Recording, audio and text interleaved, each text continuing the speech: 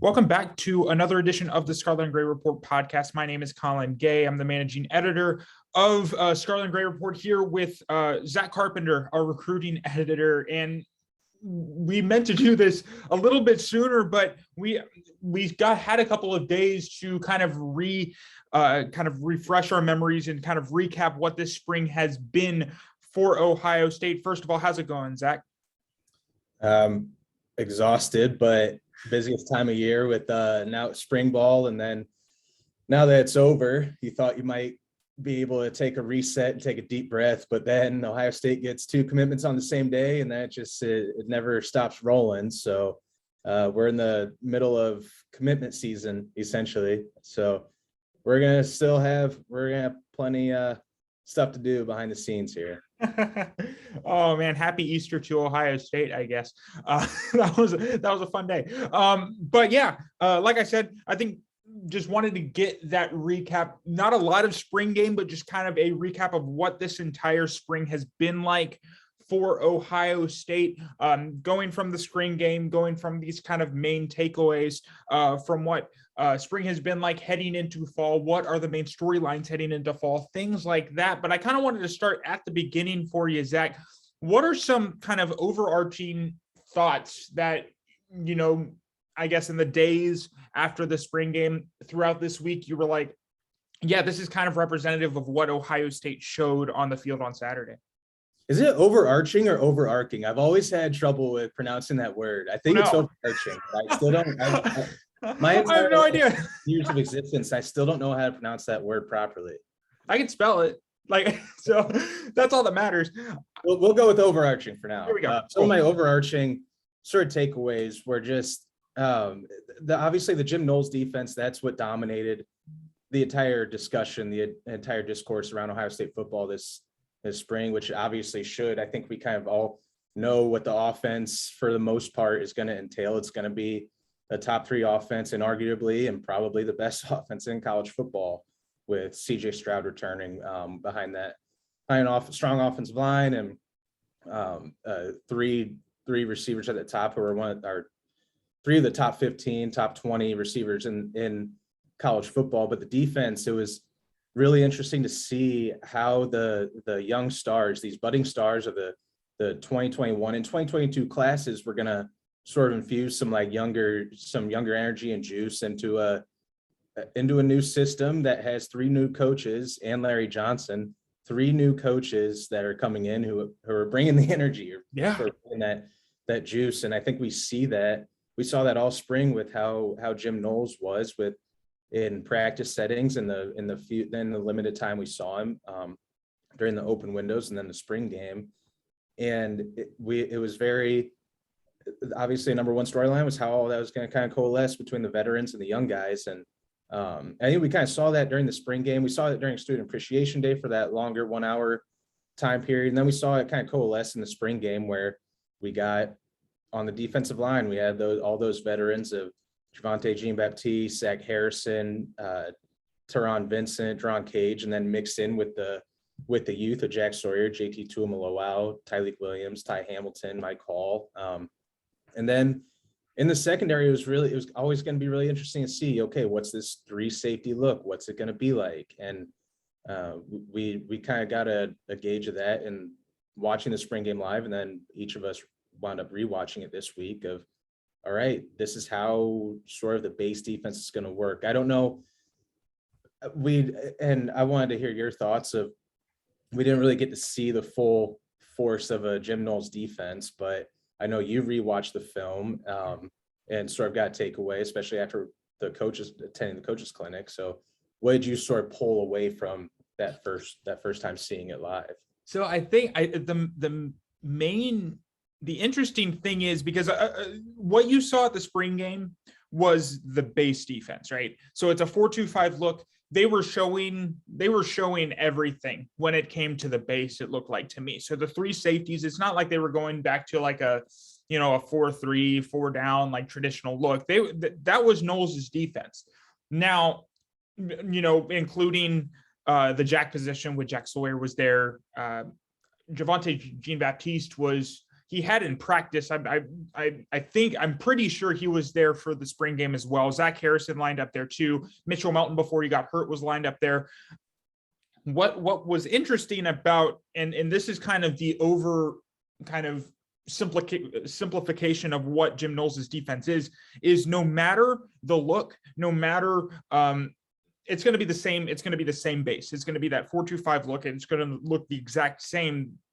The change, where the change comes and where the interesting things begin, is once the ball is snapped and you see movement. You see, whether it's Jack Sawyer at the jack dropping back into coverage and a linebacker coming in to replace him as a rusher, or the safety going out to cover a corner and then the corner going back and playing zone, or like it's all these different looks from the same.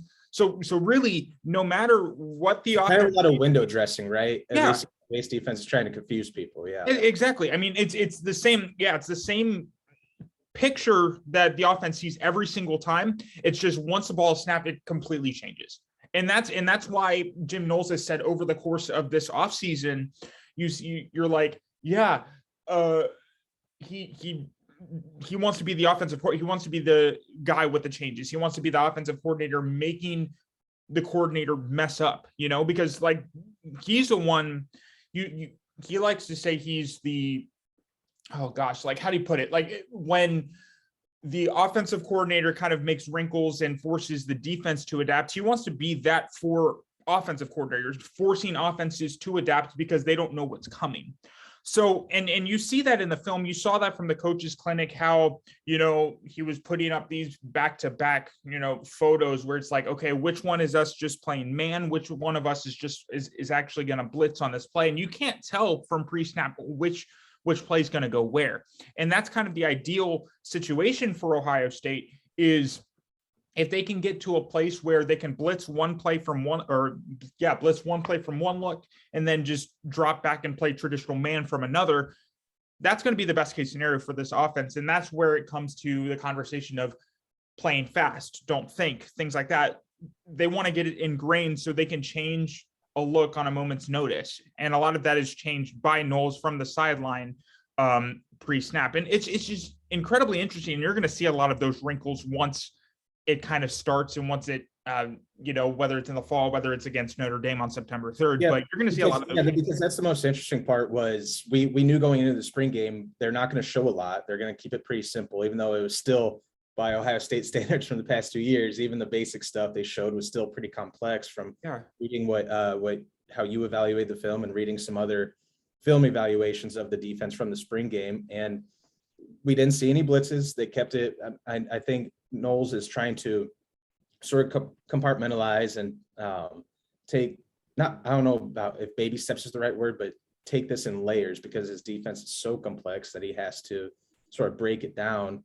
And we're not going to see, we weren't going to see any of the too much of the complexities in that defense. But like you mentioned, fast, aggressive scheme nature, but it's also an aggressive philosophical change. That's something I took away from the way the cornerbacks are now being asked to play there. And that's something that Knowles and Ryan Day hit on after the spring game was, I mean, in the past 2 seasons, we see the safeties much deeper and the cornerbacks giving a lot more of a cushion against those outside receivers. But on Saturday, we saw them get up. We saw Denzel Burke, we saw Jordan Hancock, Ja'Kalen Johnson, sort of Cam Brown get up in the receivers' faces. And that's one of the biggest reasons why, I mean, going into the game, we thought that Ohio State's receivers were going to steal the show. It was going to be this offensive juggernaut, these fireworks. And I think the cornerbacks, with the physical nature of the way they played, whether it was press man or even just Jordan Hancock on a couple different reps, was giving about a yard or less of cushion, even though it wasn't pressed up on Jaden Ballard or Martin Harrison. He was still being physical, sort of at the point of attack. And that's why it was very interesting to see this sort of philosophical change that I think should be really exciting for Ohio State fans who have been very disappointed, upset, anxious when watching Ohio State defense give up chunk play after chunk play over the last 2 seasons, especially on the outside there. And it's interesting. And the first play that you come to mind when you mentioned the press kind of look that the cornerbacks were giving was actually not, it was like that swing pass to Mayan Williams where Jordan Hancock was just like in the backfield, like immediately. I mean, that's not a corner. That's not something that could have happened last year, right? Like just this explosion off the line of scrimmage, and you see him bringing down the Mayan Williams as soon as he gets the ball. And it was a back-to-back plays of just, I think the play before he had a pass breakup or something along those lines. So it was just back-to-back plays for Jordan Hancock where it's just like, okay, all of these cornerbacks, even though it's a very, very small room, it's kind of, 3 sets of kind of starters here for them, but they're in good shape and they're very deep because they're all kind of buying into this same scheme that in aggressiveness that Jim Knowles is kind of bringing in. It's nothing new really, but it's something, it's a new perspective because Ohio State's been having kind of the same perspective over the course of the past few years, and to get new blood, new life. I think that's what I noticed most about this defense, even with was just kind of how revitalized and rejuvenated the energy is. And I think you even saw that on the defensive line. You mentioned no blitzes. There were no blitzes ran, but that still turned into 10 tackles for loss and 6 sacks. And that's just Jim Knowles' defense, right? And yeah, some of that has to be said with the lack of depth on the offensive line. Some of that has to be said about, the touch nature of what that game was, just tagging a quarterback. But if they're getting into the backfield consistently without even blitzing, I mean, that's something that you didn't see last year at all. So I think even that is a little bit of a change. Just they want to succeed because Jim Knowles has instilled this culture and this life into this defense that wants to improve. It's actually, he makes it a necessity to improve from last year. So I found that to be huge. And I think one of the things I'm writing a story here soon. I was looking through Jack Sawyer audio today from the past. And one of the things he said earlier this year, he said, talking about the defense, we just expected to win and kind of got complacent. And that's why we slipped up a few times here and there, almost slipped up in the Rose Bowl. I think this year we're taking everything more seriously and really trying to lock in every little detail. And I think that really just kind of hits the nail on the head for what Jim Knowles, like the culture him with Perry Eliano and Tim Walton are kind of bringing in this year. Yeah. And I obviously, I'm sure this goes without saying, but it's not as if one game, the spring game, is all we saw. It was a culmination where it all sort of formed up here over the course of the first 14 practices and what we saw, what we heard, and then the 15th and final one where it sort of all was on display in a game-like setting. So, for instance, I mean, we saw JT Tuimoloau and Jack Sawyer blow up Ohio State's offensive line on Saturday, and we saw that one-on-one drills where JT was sort of giving Donovan Jackson fits, and Jack Sawyer was giving offensive lineman fits during the one-on-one drills and the spring practices leading up to this. So, and with performances like that, obviously there's the pessimistic side, I guess, from an Ohio State fan point of view of, wow, is the offensive line, do we have issues here? But I think it's more so that they're going up against 2 guys and a defensive line in total, but 2 guys who could be breakout stars this year and like have the potential to be 2 of the top 10, 15 defensive linemen in all college football. I think we saw that sort of culminate during the spring game. Yeah. So, I mean, do you feel like, and I use this as a segue because I spoiler alert, it's mine. Do you feel like the defensive line is the position in the best place coming out of spring and heading into the summer and the fall, or what is your pick for that? On defense, yeah. I mean, I marked down the defensive line. And like I said, it's a mix of young budding stars and a veteran group that has proven not to be they haven't proven to be stars with Zach Harrison, Javonte Jean-Baptiste in the past couple of years, but they're still solid veteran presences that that mix in really well with what they have. I mean, like we've said, the two young guys in Jack Sawyer, JT Tuimoloau, Zach Harrison, Javonte Jean-Baptiste, those guys on the perimeter, and Caden Curry is another young guy who showed some things on Saturday. And then at defensive line on the interior, like deep in all caps. I mean, you have Teron Vincent, Jerron Cage, Tyleik Williams, Ty Hamilton, Mike Hall, even Jaden McKenzie showed some things. Noah Potter showed some things. So I do think I do think the defensive line, their depth, the star power and depth is one of the strengths of their defense. And Ryan Day said it, I think after the first or second time we met with them in the spring, that he thought that the defensive line was going to be a strength of their entire team, especially that depth. And we saw that on Saturday. Yeah. And it's super interesting. Before I go on, I think, just so people don't forget about him, because I think he played maybe only one or two snaps. Tyleik Williams is going to be the real deal this year, guys. Like it's not like he's slimmed down. He's in shape, physical. I mean, he's going to rotate in and be a monster. I think kind of that young guy with the young guys on the outside with Tui Moloau and then Jack Sawyer too. I mean, watch out for Tyleik Williams, because I think him and Teron Vincent are just going to be animals for Ohio State on the inside. Like he had 2 sacks, I think, in the Minnesota game or whichever game it was. He sort of broke out and then he's just sort of disappeared. And people are like, what the hell's going on with Tyleik Williams? Yeah. He was upfront about that because he was asked this spring, like, what happened to you? And he's like, his words were, I was too fat. He wasn't in shape. He had to lose, 40 pounds? Yeah. To be able to see the field consistently. And he did that this offseason. And like you said, I think he's the real deal. They say that he's like one of the most athletic players on the entire team. And at that size, that's got to be a little bit a scary proposition. And I think the whole interesting aspect of what we saw this spring, and I think I can't help but think, Ryan Day, you mentioned the amount of depth that he was talking about on the defensive line, to kind of counter it with, there's not that level of depth on the offensive line, right? Like there's not, and you saw that in the spring game. Yes, there were a lot of injuries. Yes, there were guys trying to come in the guys they expected to come in and make that impact. Guys like Trey LaRoe and Ben Chrisman and Josh Pryor, like these guys that could have made an impact and kind of jumped up on that depth chart a little bit, but couldn't because of injury. So, and that creates really not a lot of depth for a room that they had high expectations for with the hire of Justin Fry and his kind of new system and his emphasis on run fits and technique and things like that. Not necessarily the same kind of 5 best linemen approach that, say, Greg Stadrawa had. It's super interesting, especially because, I mean, when I think about the depth of the offensive line and the guy that had, rewatching the game, especially the guy who had the roughest day for the spring game was Grant Toutant, and this, the amount of pressure that he allowed, whether it was from Jack Sawyer, Tui Moloau, whether it was from Noah Potter on the outside.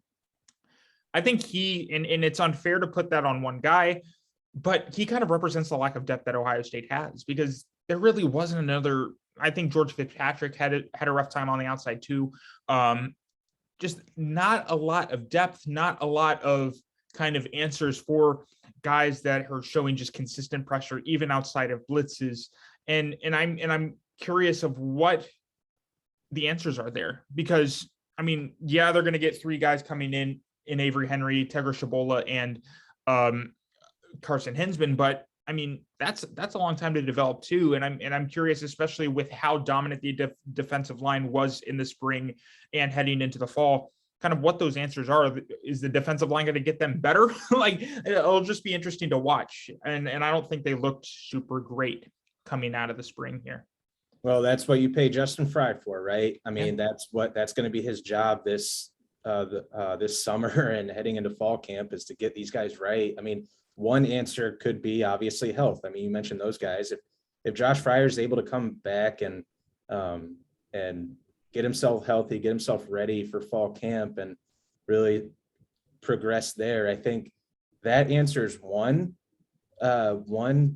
big question there as far as tackle depth. But I mean, DeJuan Jones and Paris Johnson were the unquestioned top 2 tackles, and coming in, the number one question I think on this entire roster was, who do we have behind them at offensive tackle? And Josh Pryor is really the only one that you feel good about. And even he's unproven, but you feel good about him because of the way he's been talked about he was talked about as a true freshman, and then coaches and teammates and former teammates at the NFL Draft Combine were mentioning Josh Pryor as a guy who could break out. I think it was Tyreek Smith who had mentioned Pryor as like, watch out for that guy. He knows how to play. But beyond that, the second team offensive tackle is Donovan Jackson, who is plenty good enough and talented enough to play. It's just still a concern that you don't have many people behind those two and those three when you include Pryor. And honestly, though, I mean, Paris Johnson didn't have a great day on Saturday either. I mean, I think we all assume that because of how otherworldly talented he is and the physical gifts that he has, 6'7", 315, 320 range, and former number one offensive tackle in the country, and sort of born and bred to be a left tackle and potential first round draft pick, all of those things, we assume that his transition from guard back to tackle is going to be seamless. And I still have no doubt. I mean, I have full faith that he's going to get that righted. He's going to get himself right, and he's going to be back to being a great left tackle by the time the season starts and then throughout the season. But he did have a rough day on Saturday at the false start, holding penalty, got beat pretty badly by Jack Sawyer on a pass rush move and a couple other times. But I mean, you have to point out that he had a rough day, but I'm not concerned. I mean, I'm just not really concerned with where Paris Johnson winds up by the time the season gets to rolling. But it's still worth mentioning that even their top tackle was still struggling a little bit during the spring. And I think, I mean, you're kind of mirroring what Ryan Day was saying, where he said outside of, like, I mean, the five he's solid about, the starting five he's solid about. And I think there's really nothing you can do barring injury to kind of take those five guys out of the starting lineup. It's everything after that, right? It's, and really even on the inside, I mean, he says they have 6 or 7 guys that they can trust. I don't know who those, I mean, really outside of maybe, Josh Pryor, who you mentioned, who's hurt right now, there's really not a lot of answers in terms of depth on the line. And that could bloom heading through the summer and into the fall camp and things like that. But you're just not sure. And if somebody gets hurt, like on the starting line, I mean, it's not a good situation, especially with you talking about how Donovan Jackson, if he's their backup tackle, I mean, who's going to fill in for him at guard, right? So there's all of these kind of moving pieces where they just don't have a lot of depth there, not a lot of answers. And Justin Fry's going to have to do, I mean, it won't be a miracle because he already has the starters. He already has something to work with. But if somebody gets hurt, he's going to have to do a miracle to kind of make sure this offense stays afloat, because it's not really a good look right now for Ohio State heading in depth wise. Yeah, I don't know if we can call it a miracle with just the amount of high 4-star and 5-star talent that they have on that line. But he would have to do some adjusting. He'd have to do some maneuvering to get the 5 best in place. But I do think that this spring, just seeing some of the maybe growing pains as that offensive line adjusts. I mean, the last 2 seasons we've said this offensive line is probably going to be the best in college football, and it wasn't last year, and it still has that potential this year. But having guards at guards and tackles at tackles, I think, is a huge deal for this offensive line, and I think it could be and probably should be better than last season's offensive line. But like we keep saying, I think it's going to take time. I mean, offensive line, other than on the 5 on a basketball court, there may not be a more important area in team sports where the entire group needs to be together more often to get chemistry and learn how to work together than an offensive line.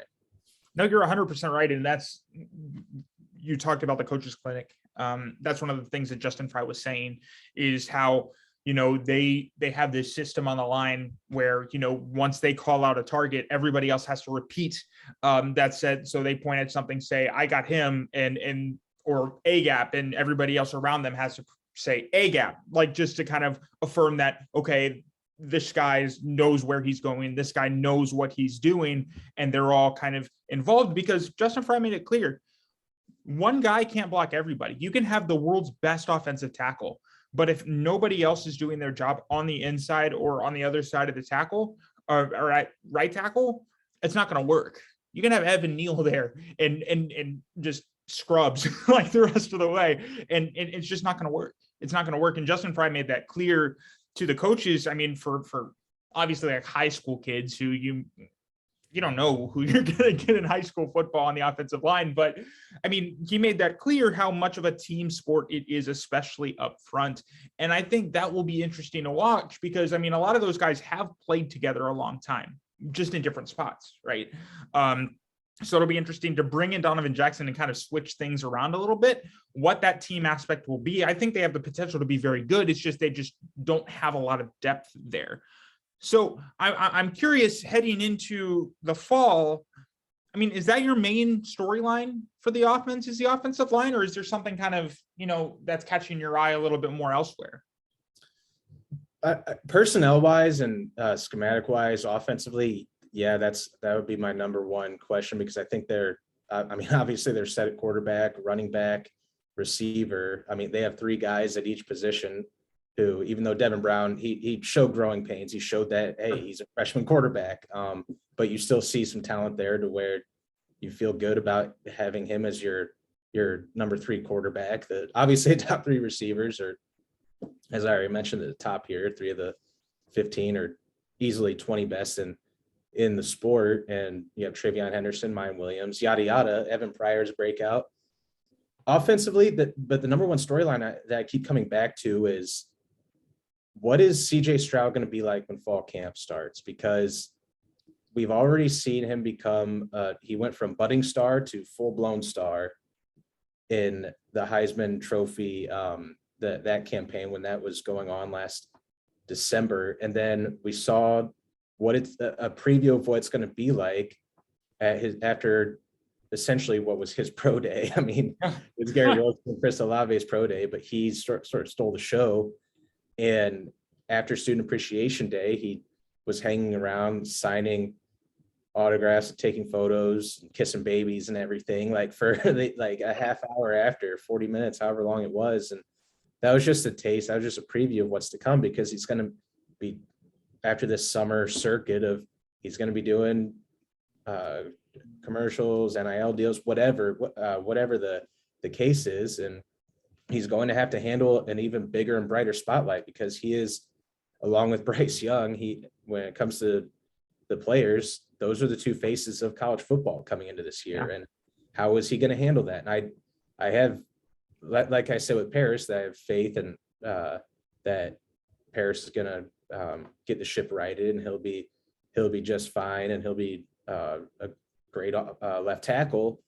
I have had the same sort of faith that CJ Stroud has his head on straight, and he's going to handle the spotlight just fine. But that's still a question of, how does it affect? What is he like? I mean, is the pressure too much? Which, again, I don't think it will be, but it is a question.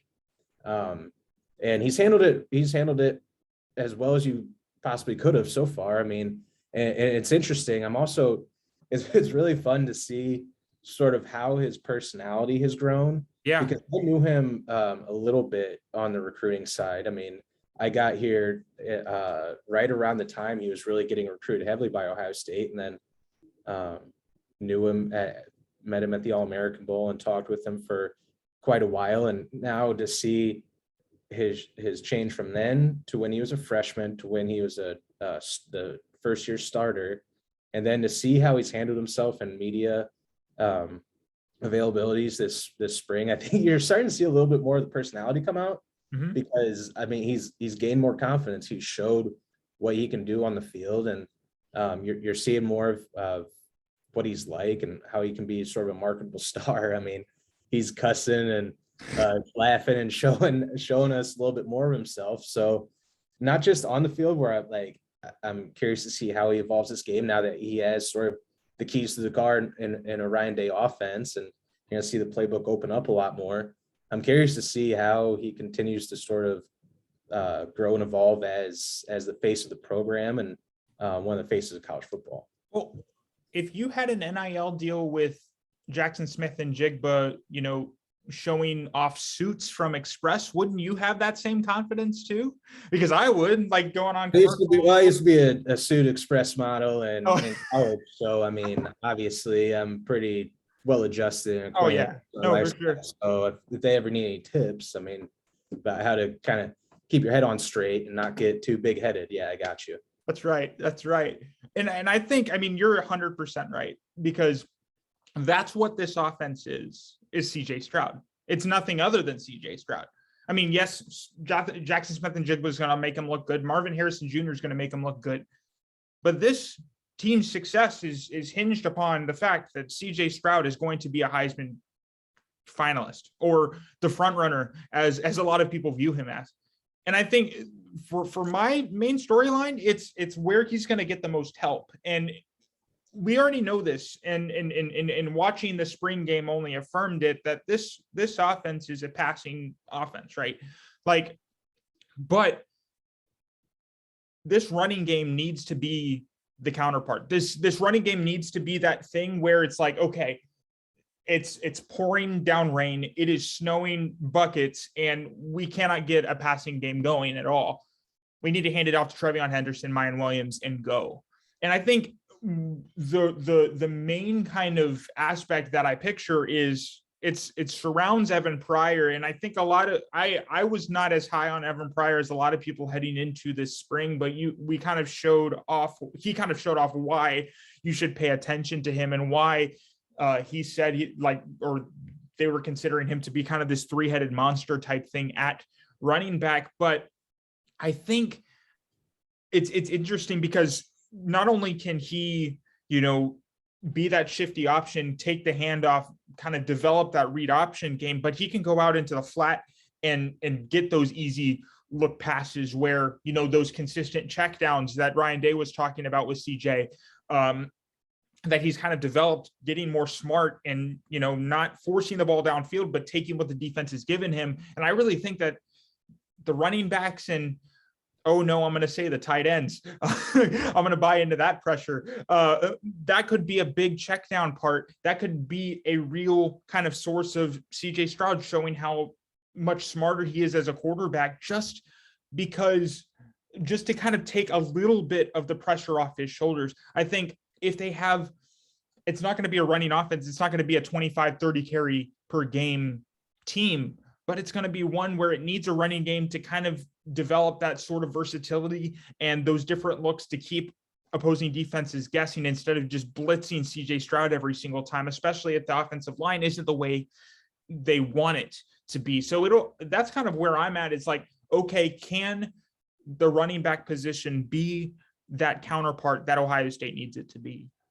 Yeah, and I think obviously Ryan Day, if you ask him, he wants that running game to still be the identity. It's a Big Ten, it's Ohio State football, it's 10 football. Like, that's what he's going to say, because they need that. They need that, like you said, they play their home games and their away games, and the latter points of the season in cold weather. So yeah, the 250, as Urban Meyer used to say. Like, yeah, that's the identity, Yep. I am interested to see, because that three-headed attack, I think Evan Pryor was another who sort of was being hyped up all off season by coaches and teammates. And then we finally got to see that, because he does bring a different element. I mean, it's Trevion Henderson, Mayan Williams, and Evan Pryor, and I call them Earth, Wind, and Pryor because they all bring something different to the table. Even though Henderson's probably more of the fire and then Pryor's the wind, but still, it has to roll off the tongue somehow. There you go. Pryor does bring something different as sort of that home run threat that the home run hitter is the phrase that was used in his recruitment and his entire freshman season. But we're actually seeing that now. And I'm curious to see where, I think the Ohio State offseason bingo card, I mean, throw the ball at tight ends. Will there be two running backs on the field at the same time? I mean, those are two spaces that you feel pretty comfortable filling in on that bingo card every offseason. Yeah. But I feel like if there's a time to do it, then it's going to be now with what Pryor brings to the table as a dual threat running back and Like you said, I think you mentioned on those wheel routes or those flat routes. I mean, come on, like the 35-yard wheel route that Evan Pryor had beating Chip Trainum on the outside, like, come on now. Like that has to be kind of involved, because that's kind of the safe option. If he can take the ball out of that route and kind of do what he did with it, I mean, that's going to be key for Ohio State. Yeah, I mean, he showed that impressive wiggle and that lateral movement, and then the explosion on that one touchdown run, that 20-yard touchdown run where he just weaved his way through and right up the right sideline. So you see a little bit of that, but you also mentioned Chip Trayanum in pass coverage, and that sort of segues into one of my concerns about this offseason, or sort of defensive storylines that kind of catch my eye, because they mentioned a log jam at linebacker that they I think Knowles or Day was quoted to say it, the log jam at linebacker. But beyond Steele Chambers and Tommy Eichenberg, I'm curious to see who fills in as the linebackers behind him, because we saw Cody Simon, who didn't play in the spring game. He's still recovering from that shoulder surgery, I believe. And Trayanum, I think you clearly saw it this spring of he's not, I don't think he's ready yet. He's still in that transition from running back to linebacker, and I don't think he's really ready to take on a full-time role there yet. And you saw him get exposed a little bit in pass coverage against, I know, Evan Pryor. It's not really fair because you're not going to see another running back like that in the Big Ten. And then Trojan Mitchell, I think you're still figuring out if he's a fit for this Jim Knowles defense with the way they use their mics and their wills. And then CJ Hicks and Gabe Powers, two true freshmen who have shown some really good things so far, but linebacker is also one of the tougher spots to come in as a true freshman and really contribute and play meaningful snaps right away. So really curious to see how the linebackers, how that 2 deep shapes out once camp gets rolling. And the other defensive storyline, and this is where I want to hear from you, because we already talked about it a lot, is just sort of how the Knowles defense, how it gets more complex, how it evolves, and the personnel that sort of takes shape of who fits that scheme best. I think that's one of the biggest, if not the biggest, storyline heading into the fall camp. Well, I think, I mean, and before I go into that, I think one of the guys that, I mean, just talking to him at linebacker, was like the guys that are kind of on that outside looking in is Reid Carrico, and who you go up to him and you ask him and he's like, yeah, I'm a Sam linebacker. They have me playing Sam. And you're like, anything else? He's like, a little bit of everything else, but it's the Sam linebacker. Like, I'm the Sam guy. And they're only going to use that maybe against Wisconsin and Iowa. Like that. I mean, he's another guy where it's just like, you know, he's developing, but he's not on the path to a lot of playing time. So just wanted to mention that before I get into kind of the next step for kind of who fits into Knowles defense. And I think the main position, I think I came in, to be honest with you, and I think you know this based on like what I've written before I kind of saw what Knowles did. I think my key position heading into the Jim Knowles era, especially in those first few months, was linebacker, and a lot of in the outside linebacker, not the hybrid, not the Jack or the Leo guy. Jack Sawyer's going to play, but the outside guy who can kind of do a little bit of everything, kind of fill gaps. It's the Malcolm Rodriguez of the Oklahoma State defense. And I was like, okay, watch out for Steele Chambers. Watch out. Well, at the time when I was writing this, it was watch out for Cade Stover, right? Like these guys who can just be tackling machines, can get into coverage, can guard the tight end. CJ Hicks, I think, will be that role. That was my thought heading in. And then after talking with Jim, after watching the film of what he wants his defense to look like, and this is so corny because it gets repeated over and over and over again, how much, well, Colin, it's a safety-driven defense. Like, I'm like, whatever, like that's coach jargon. I don't care. But it's 100% true. And especially with the kind of how there's 3 safety spots, but it's all interchanged and interwoven into everything, and how everybody can play everywhere and everybody can be the quarterback of the defense, as people say. I think Ronnie Hickman's going to be huge for Ohio State. I think Josh Proctor is going to be huge for Ohio State, but I think even more than that, I mean, you saw a guy, those two are going to be huge for sure. Tanner McAllister is going to be huge for sure. It's going to be the depth at the position where you're like, okay, this is where Ohio State's kind of development. This is where they're going to either get Jim Knowles' defense or not. You're going to see if the safeties are productive, if they keep making plays, whether it's in the defensive backfield, or it's in coverage, or it's rushing the quarterback, getting in. I know he's not a safety, but getting into plays like Jordan Hancock had against Mayan Williams in that flat. I mean, that's what's going to make this defense tick. That's going to be what makes this defense go. And I think you didn't see anybody on the field during the spring game do that better than Kai Stokes, and who is absolutely everywhere. And he was making plays. He was jumping up, getting pass breakups. He was in the middle of everything. Everywhere the ball was, he was there too. And it's kind of like what Ronnie Hickman was last year, but I think even more aggressive. So that's the position you're going to see. Okay, is Jim Knowles' defense working at Ohio State? Look at the safeties. If they're producing, yes, it is. And I think before we get off this subject, I think the key guy here, and again, this is a guy that where the expectations are huge, and you have to be like wary of how young he is. But I mean, I think when Jim Knowles looks at Sonny Styles, he sees his defense. And I think it's the same thing.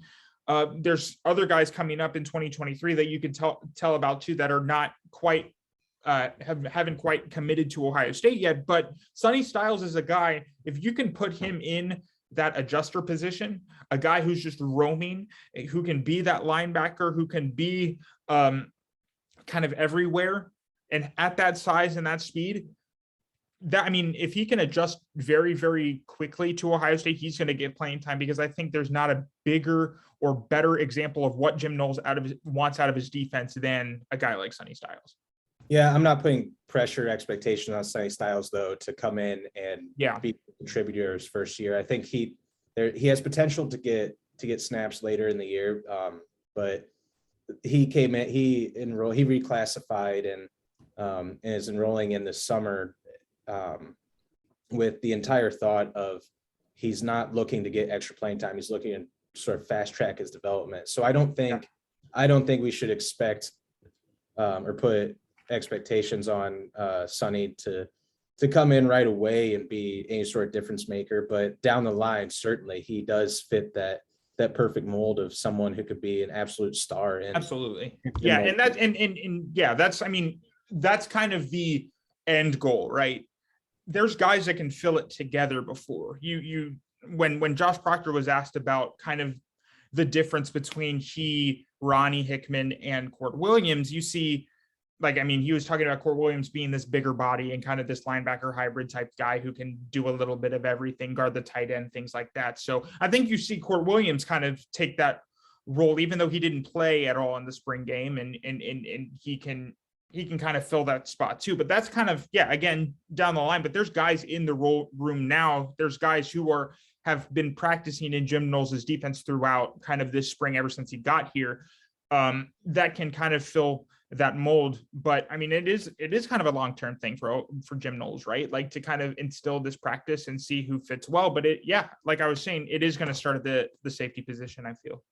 Yeah. And I mean, speaking of the long term, I think we saved the best for last with the safeties, and with Kai Stokes, I think we would miss pretty dearly if we didn't talk about Stokes coming out of that game, because he looks every bit a part of an emerging star, of a star in the making. I mean, I don't know if he'll see a ton of meaningful snaps this year, just because there are so many safeties in front of him. Josh Proctor, Ronnie Hickman, as you mentioned, Tanner McAllister's the nickel safety, but as we keep saying, those are all interchangeable. Cam Martinez, Court Williams. But I do think Kai Stokes made throughout the entire spring, and again, it all coalesced into what we saw during the spring game of what we saw in limited time throughout the first 6 weeks, and then what we heard unprompted and prompted about who's been standing out. And Stokes' name was one of the ones mentioned almost every time.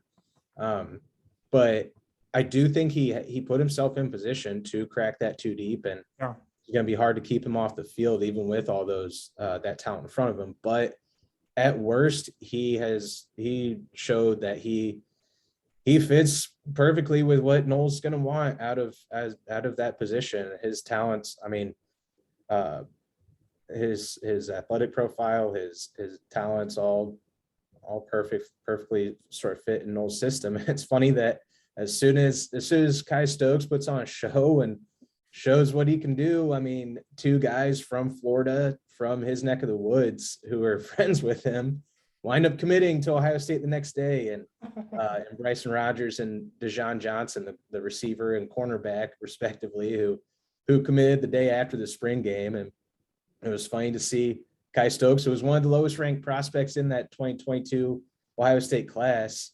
He absolutely shows out. And then the next day they get they're currently their lowest ranked commitment in the 23 class. Yeah. I mean, he was the first, for again, as corny as it is, I mean, he was the first freshman to lose his black stripe, I mean, Ohio State has already seen potential there. It's the same thing with Caden Curry there, where you see the potential there that they can make an impact from day one for this team. How much it is, we don't know. But I think Kai Stokes will see the field probably. He'll be in the rotation extensively, maybe pushing. We'll see what happens there, because I think that's what he wants to, Jim Knowles would want to do, especially with the amount of safeties that he has, the guys that are game ready now. So Court Williams and Cam Martinez, as you said, I think Kai Stokes kind of put his name in the hat with that performance and what he's done this spring. But I did want to ask you about recruiting. I wanted to ask you about kind of this weekend, because it was a huge weekend. I mean, seeing the amount of guys come out of that tunnel, I mean, it was crazy, So which visitor did you talk to, or do you feel that was there was most in need of an Ohio State visit, or was that this visit was most impactful for this guy?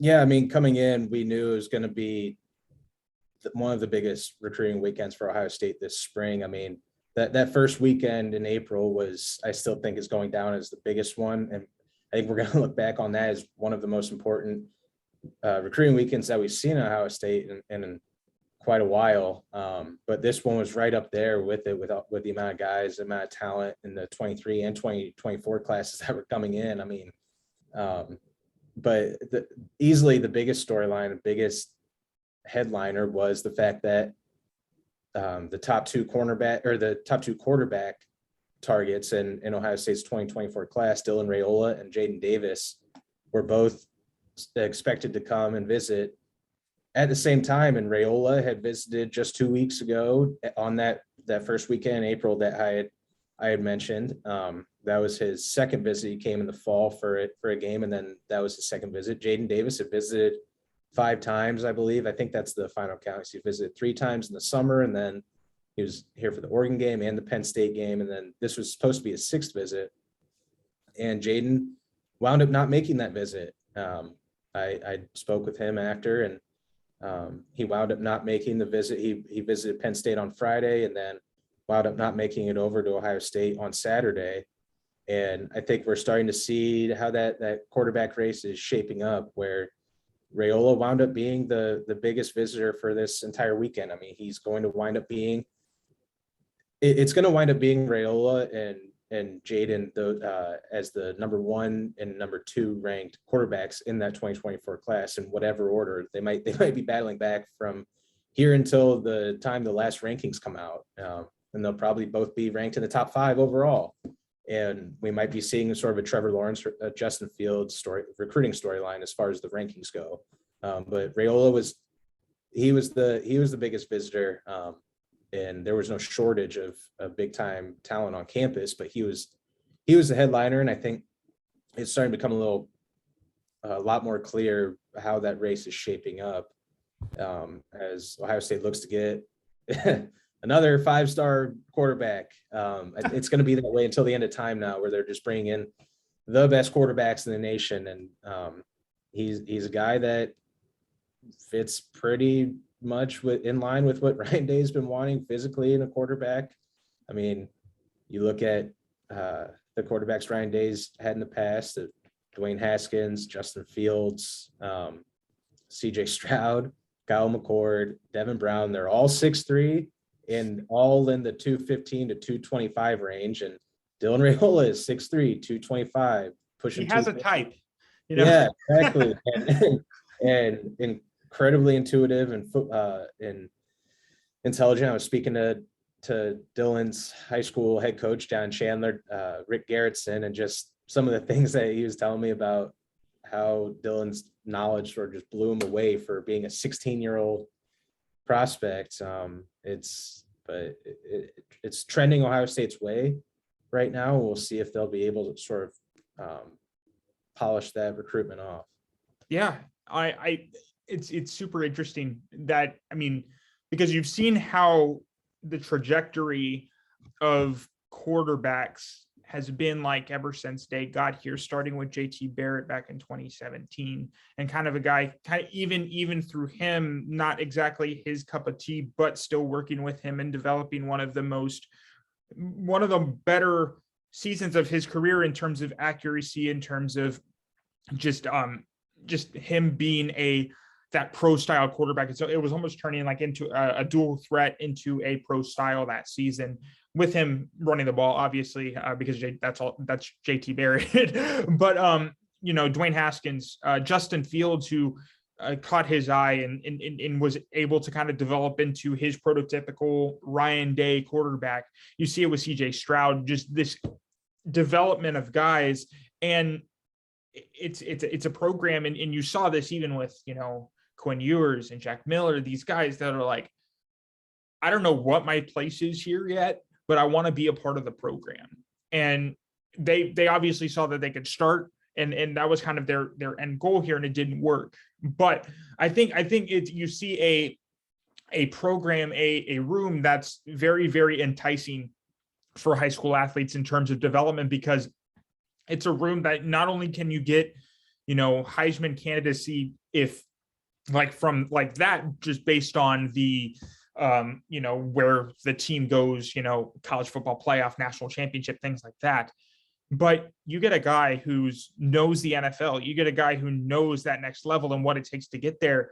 And I mean, that's just so enticing for guys. So like you said, as long as Ryan Day's there, as long as he's running the program, you're going to see those top guys come and visit. You're going to see those top guys getting Ohio State in those top fives, top tens. And it'll be interesting. I mean, yeah, like I was joking that and said like Ryan Day has a type, but he does, like he has a guy that works in his system and a guy that he knows he can develop. He can develop anybody, but he has a way of doing things, and it'll be interesting to see what kind of shakes out in that 2024 class. And I kind of wanted to ask you this because I was thinking about this earlier today.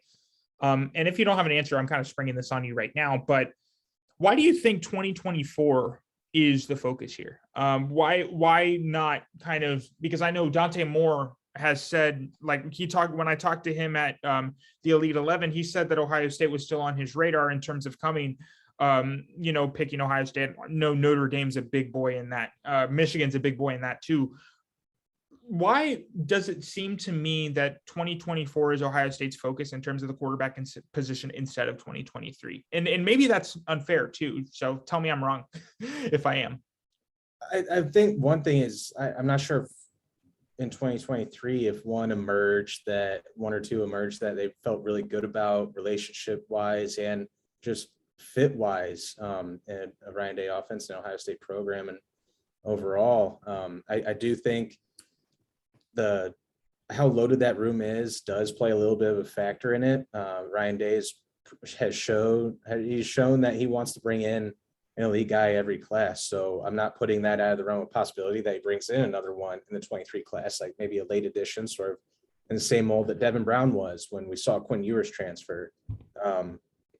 But I do think that they probably just see that they're better positioned in the 24 class to make a push for the top guy or one of the two top guys, which is exactly what they did with a push for Jaden Davis for so long, and then push now for Dylan Raiola. So I think the 23 class, in my gut feeling, my estimation is they'll probably wind up adding a guy late in the class is sort of the read I have on it, if not going to the transfer portal. But I think that would be sort of answer your question now. Yeah. And it's working out for them. I mean, they position themselves really, really well for the 24 class. Yeah, I was doing the math today, kind of scheming everything out up until 2025. So and it'll be interesting because based on what Ohio State has now, and obviously there is so much time heading into like 2024, 2025, who's going to start against when Ohio State plays Alabama, Georgia, like these home and homes or whatever the heck come. But I mean, it does get a little thin in terms of there's going to be a point, at least at this time, where it's going to get a little young, like in 2024 and 2025, if Dylan Raiola becomes the option in terms of being a starter.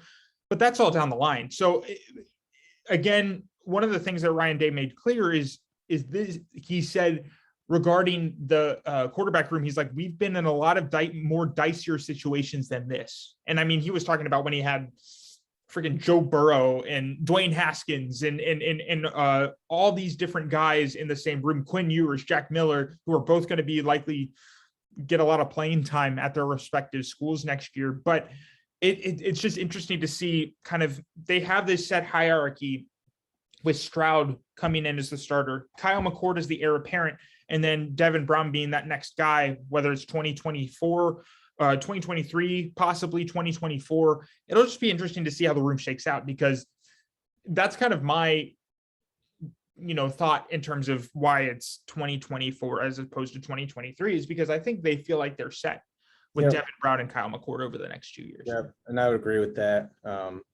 That's a core reason. And I want to make it crystal clear that I know we're talking about Dylan Raiola and this Ohio State quarterback timeline and succession plan as if he's already in the class and it's already a done deal and everything. But I want to make it crystal clear that it's not as if he's on the field already and on the roster and the depth chart already. So we'll see how that plays out, but they're certainly in a good position right now. Yeah, whether it's Jaden Davis or maybe even Ohio State makes a late push for whoever that Manning kid is in 2023.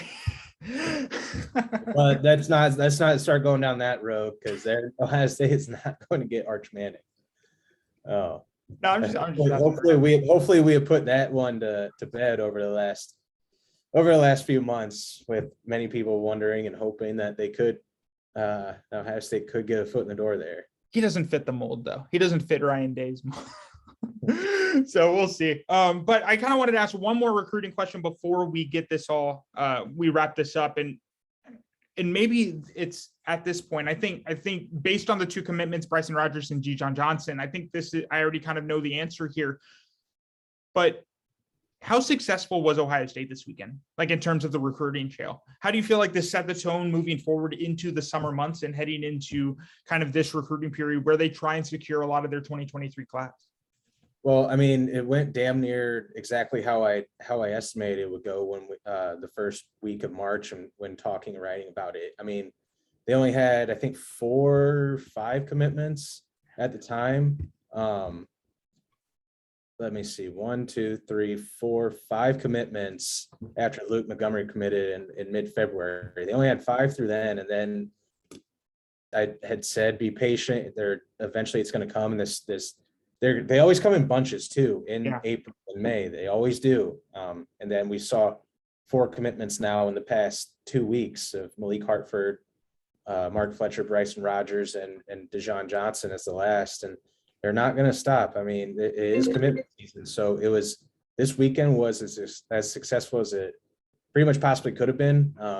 So was that first weekend in April, when you had 5-star, like every 5-star receiver in the entire world was on campus that weekend. I mean, it's been as big of a spring recruiting wise and successful as you could have been.